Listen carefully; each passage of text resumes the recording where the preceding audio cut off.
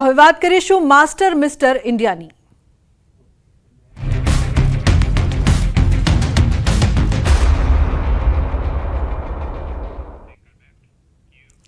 एक तरफ टेट અને ટાટ પાસ ઉમેદવારો ભરતીની માંગ કરી રહ્યા છે, તો બીજી તરફ જે શિક્ષકો નોકરી કરે છે એમાંથી કેટલાક તો શાળામાં જતા પણ નથી। ભૂતિયા શિક્ષકોની ઘટનાઓ અંગે અમે મહેસાણા જિલ્લામાં નજર કરી। અમારા સંવાદદાતાએ અલગ અલગ ગામની શાળાઓમાં રિયાલિટી ચેક કર્યું તો ચોંકાવનારી માહિતી સામે આવી। કેટલાક શિક્ષકો ચાલુ નોકરીમાં છે પરંતુ તેઓની હાજરી વિદેશમાં બોલાતી હતી। મહેસાણા જિલ્લામાં પણ આવા 10 શિક્ષકો છે કે જેઓની નોકરી ચાલુ છે પરંતુ શાળામાં હાજર જ થતા નથી। तो 10 शिक्षकोमांथी 4 થી 5 शिक्षको एवा छे के जेओ विदेश प्रवासे छे के विदेश जईने त्यां ज वसी गया छे, परंतु तेओ नौकरी छोड़वा तैयार ज नथी। अन्य शिक्षको पैकी केटलाक शिक्षको गंभीर बीमारी तो केटलाक अकस्मातनो भोग बन्या बाद नौकरी करता नथी। जो कि आवा शिक्षकोना कारण पण व्याजबी छे, परंतु जे शिक्षको नौकरी करी शकवा सक्षम छे परंतु विदेश जता रहे छे अने ए पण बाळकोना शिक्षणना भोगे।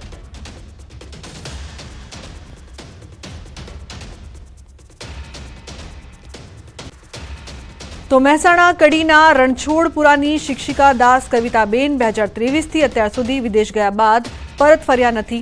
તો મહેસાણાના શોભાસણ પ્રાથમિક શાળાની શિક્ષિકા ગજ્જર ધરતીબેન કે જેઓ 4 વર્ષથી શાળામાં કપાત રજા પર ગેરહાજર રહે છે, તે પોતે સ્વૈચ્છિક નિવૃત્તિ લેવા માંગે છે પરંતુ તેની કાગળી કાર્યવાહી પૂર્ણ નથી કરી રહ્યા। સાંભળીએ સરપંચ અને સ્થાનિકો શું કહે છે। અને ગામમાં શિક્ષક કવિતાબેન દાસ તે નથી આવતા। તમારી માંગણી શું? તમે રજૂઆત કરી ખરી ઉપર પંચાયતમાં? હા કરી, એટલે હવે હાજર થાય ન એરિયા ભણાવવામાં સ્કૂલમાં બહુ તકલીફ પડે ભણવામાં। તો છોકરાને એક શિક્ષક હાજર ન હોવાથી એક વર્ગમાં ભણવામાં બહુ પાછું પડી જાય અને સ્કૂલમાંથી પંચાયતમાંથી રજૂઆત કરેલ છે તો 12 મહિનાથી એમની જગ્યાએ કોઈ શિક્ષક આવ્યું નથી। એમનું રાજીનામું પણ લીધું નથી, સસ્પેન્ડ કર્યા નથી। 12 મહિના સુધી એક વર્ગમાં એક શિક્ષક 2 વર્ગમાં ભણાવે તો બાળકના ભવિષ્યનું થોડું તકલીફ પડે। અને ગામમાં શિક્ષક કવિતાબેન દાસ તે નથી આવતા। મહેસાણા જિલ્લાના આ તમામ 10 શિક્ષકો મુદ્દે જિલ્લા શિક્ષણ અધિકારીનો સંપર્ક કર્યો। તેઓએ કહ્યું કે આ તમામને નોટિસ આપીને કાર્યવાહી કરવામાં આવી છે અને આ તમામના પગારો પણ અટકાવી દેવામાં આવ્યા છે। एक शिक्षिका बेन छे धरतीबेन बाबूलाल गज्जर के जेओ 19/6/20 थी कपात पगारी रजानो रिपोर्ट आपी अने आज दिवस सुधी शाळामां हाजर थयेल नथी। अने एमने त्यारे पण वातचीत करी तो अथवा तो टेलिफोनिक बातचीत थई तो एमने एवी ज वात करी के मारे स्वैच्छिक निवृत्ति लेवानी छे। आ बाबतनी जाण अमे जिल्ला प्राथमिक शिक्षण अधिकारी साहेबने 2/1/21 रोज करेल हती। त्यारबाद अवारनवार पत्र व्यवहार द्वारा अमे साहेबश्रीने जाण करेल छे। एसएमसी में ठराव करीने पण त्यां जाण करेल छे अने त्याथी तालुका कक्षाएथी अने जिल्ला कक्षाएथी टीपीओ साहेब अने डीपीओ साहेब जोड़ेथी एवी माहिती मळेल छे के एमने नोटिसो पण पाठवेल छे। મહેસાણા જિલ્લામાં લાંબા સમયથી ગેરહાજર હોય તેવા શિક્ષકો સામે તાલુકા કક્ષાએ અને જિલ્લા કક્ષાએ કારણદર્શક નોટિસ આપી અને કાર્યવાહી કરવામાં આવેલ છે। એમના જવાબો મેળવવામાં આવેલ છે અને એ જવાબોના આધારે આગળની કાર્યવાહી કરવામાં આવનાર છે। तो विदेश गयेला शिक्षिका भावना पटेल आव्या सामे। भावनाबेन पटेले कर्यो पोतानो बचाव। पासपोर्ट बनाव्यो त्यारे जिल्ला पंचायतनी एनओसी लीधी हती। यूएसना वीजा माटे एनओसीनी जरूर हती ते पण मेळवी हती। मैं तमाम स्थळे एनओसी आपी छे। भावना पटेल द्वारा कहेवामां आवी रह्युं छे मारी पासे तमाम पुरावा डॉक्युमेंट्स छे, तेनी जात तपास थई शके। हूँ ज्यारे भारत आवीश त्यारे डॉक्युमेंट्स रजू करीश। मैं मारो पासपोर्ट कराव्यो त्यारे मैं जिल्ला पंचायतनी एनओसी लीधी छे। त्यार पछी मैं अहींया अमेरिकानी प्रोसेस करी अने ए माटे पण मारे वीजा माटे पण एनओसीनी जरूर हती एटले मैं ए वखते पण एनओसी लीधी छे अने एनओसी बधी जग्याए मैं आपेल छे अने तेम छतां मारी पासे पण एना पुरावा मौजूद छे। तो शिक्षिका भावनाबेन मामले बोल्या टीईपीओ जिल्लामांथी कोई पण एनओसी लीधी नथी। रजा रिपोर्ट में एनओसी अटेच ज नथी।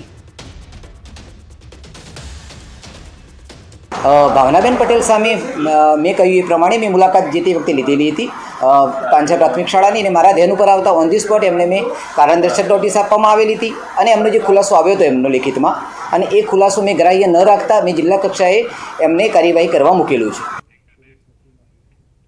તો કોંગ્રેસની ન્યાય યાત્રા સામે પૂર્વ નાયબ મુખ્યમંત્રી નીતિન પટેલે કોંગ્રેસ પર આકરા પ્રહાર કર્યા.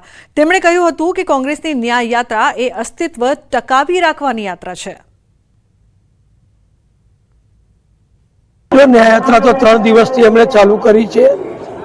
મારી દ્રષ્ટિએ અને બધાની દ્રષ્ટિએ ન્યાયયાત્રા એ ફક્ત કોંગ્રેસે પોતાની રાજકીય હયાતી બતાવવા માટે, પોતાનું અસ્તિત્વ બતાવવા માટે આ યાત્રા કાઢી છે. તો વડોદરાના તાંદલજા વિસ્તારમાં રસ્તા પર પડેલા મસ મોટા ખાડાને લઈને સ્થાનિકોએ કર્યો છે અનોખો વિરોધ. ખાડામાં વૃક્ષારોપણ કર્યું અને ખાડામાં સત્તાધીશોની તકતી પણ લગાવી. તકતીમાં કોર્પોરેટર પર કટાક્ષ કર્યો. મ્યુનિસિપલ કમિશનરને અનેક રજૂઆતો છતાં સમસ્યા હલ ન થતાં સ્થાનિકોમાં ભારે આક્રોશ જોવા મળી રહ્યો છે. પ્રજાના પ્રશ્નોને આ કોર્પોરેશનના અધિકારીઓ, કોર્પોરેટર, કમિશનર તમામ લોકોને રજૂઆત કરી છે, કોઈ સાંભળતું નથી સાંભળતા. તો અમારે રોડ નથી જોઈતો, ભાઈ તમે આ રસ્તાને અમે લોકો વૃક્ષારોપણ કરી અને નર્સરી બનાવી દઈશું, તમારી કોઈ જરૂર નથી. જો તમારે કામ જ નથી કરવું તો અમારી પાસેથી ટેક્સ વેરો લેવામાં ના આવે એવી અમારી રજૂઆત છે. તો સૌરાષ્ટ્રને જોડતા વાસદ રેલવે ક્રોસિંગ પર મસ મોટા ખાડાના કારણે વાહન ચાલકો પરેશાન છે. મસ મોટા ખાડા પડવાના કારણે ટ્રાફિક જામ સર્જાય છે. રોજ સવારે 1 કિલોમીટર લાંબુ ટ્રાફિક જામ થાય છે. મસ મોટા ખાડા જેને કારણે વાહન ચાલકોને અકસ્માતનો ભય રહે છે, તેમજ વાહનોને નુકસાન પણ થાય છે. ચોમાસાની ઋતુમાં આ ખાડા દર વર્ષે પડે છે.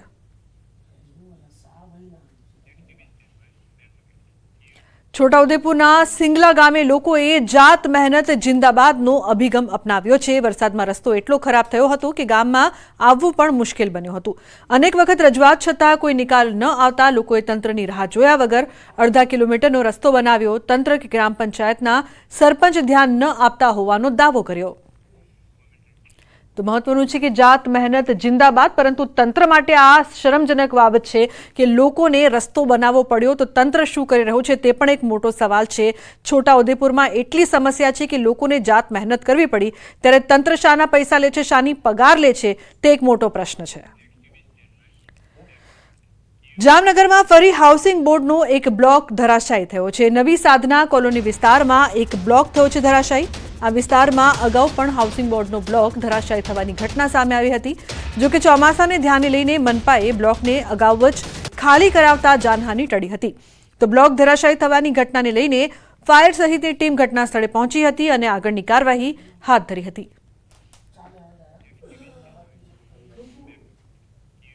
સરકારના વાંચી ગુજરાતના અભિયાન વચ્ચે વડોદરાની MS યુનિવર્સિટીમાં છેલ્લા 3 વર્ષથી એક પણ પુસ્તક ખરીદાયું નથી. સરકાર તરફથી દર વર્ષે 4.30 કરોડની ગ્રાન્ટ ફાળવવામાં આવે છે. તેમ છતાં MS યુનિવર્સિટીમાં છબરડો સામે આવ્યો છે. પુસ્તક ખરીદીમાં ગોટાળાના આક્ષેપ સામેની તપાસ કમિટી માત્ર કાગળ પર કામ કરી રહી હોવાના આક્ષેપ થયા છે. એક તરફ લાઇબ્રેરીના સત્તાધીશો નવી ગાઈડલાઈન વગર પુસ્તકો ખરીદવા તૈયાર નથી, તો બીજી તરફ અધ્યાપકોએ 1000 પુસ્તકોની ખરીદીની માંગણી કરી છે. આંતરરાષ્ટ્રીય યુવા દિવસ નિમિત્તે અમદાવાદમાં કેન્દ્રીય રમતગમત અને યુવા બાબતોના મંત્રી મનસુખ માંડવિયા ઉપસ્થિત રહ્યા. કેન્દ્રીય મંત્રી યુવાનો માટે આયોજિત ઇમ્પેક્ટ વિથ યુથ કોન્ક્લેવમાં હાજર રહ્યા.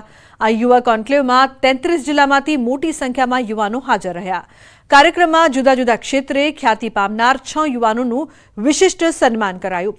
મંત્રી માંડવિયાએ યુવાનોને સંબોધ્યા. તેમણે કહ્યું કે આપણે વિકસિત ભારતનું સ્વપ્ન સાકાર કરવા જઈ રહ્યા છીએ. વર્ષ 2047માં આઝાદ ભારતના 100 વર્ષે વિકસિત ભારત બનવા માટે યુથનું મોટું યોગદાન રહેશે. તેમણે પોતાના કોલેજના દિવસોને યાદ કર્યા. માંડવિયાએ યુવાનોને વિવિધ સરકારી યોજનાનો ઉપયોગ થકી વિવિધ ડિજિટલ સ્કિલ શીખવા આહવાન કર્યું.